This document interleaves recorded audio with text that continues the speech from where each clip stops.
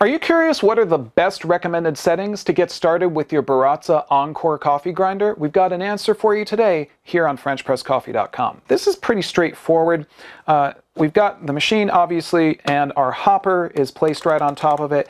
And in order to change our grind level, we just simply turn our hopper. You're going to notice that surrounding it are numbers. We've got 40 right here, 30, and then going all the way down to 0 on my right-hand side. And this is levels of coarseness, starting from the most coarse to the least coarse. So we'll talk real quickly about the settings to turn your hopper to in order to get a great grind for your coffee needs. Now these are recommended numbers. You can take these with a grain of salt, and we'll talk about why in just a moment, but we're going to start off from the top with our favorite way to make coffee, and that is French press. And for that, we're going to set the unit to level 28, just a step below 30. Stepping back, we would then go to 20 for Chemex brewing. For an automatic brewer, we would set the hopper to 18. For the Hario V60, we would set it to 15. For Aeropress, one of my favorite ways to make coffee as well, we'd set it to 12, so we're getting a lot less coarse at that point.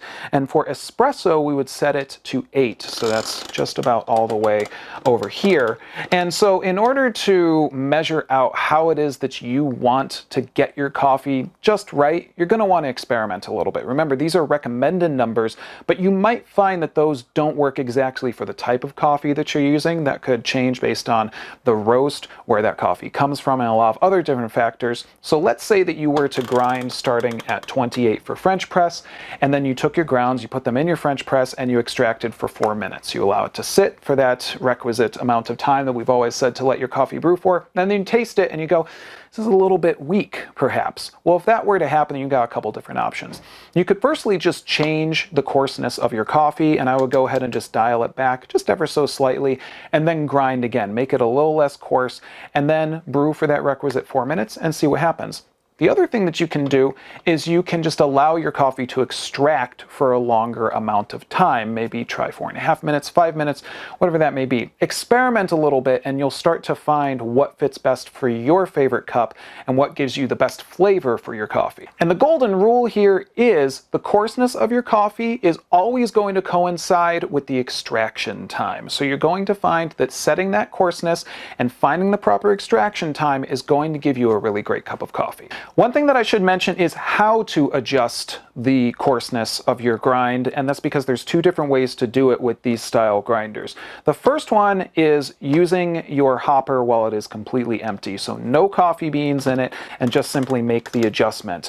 Now this means that you're going to make that adjustment, add coffee, grind, and then of course see if you like the results. The other way to do it is to fill your hopper and start the machine grinding, and then make those changes while the machine is running. This is recommended. Make those adjustments while it is running, and then check and see how the coffee looks, check the grind. Now the other thing to remember is if you do that, you're going to probably end up discarding that coffee because it's going to be a lot of different grind levels, and that variance is going to lead to maybe not the best cup of coffee. But you can adjust until you find what's perfect, and then go for your full grind and your full extraction. Now all of these settings and the other information that I mentioned is in the description of this video, and we would love to know what your Baratza Encore number is. What's your favorite way to grind and extract your coffee? Tell us in the comments or contact us at FrenchPressCoffee.com. So there you have it, everyone. Quick look at the recommended grind settings to use with your Baratza Encore coffee grinder. Hope you found this useful and cool. And as always, if you've got other questions, get in touch with us at FrenchPressCoffee.com. So did you like that video? So go ahead and give us a like. And for more caffeinated videos, why don't you go ahead and subscribe to our channel as well. And if you do, I'll go ahead and give you a nice little coffee quote. Go on, I'll wait.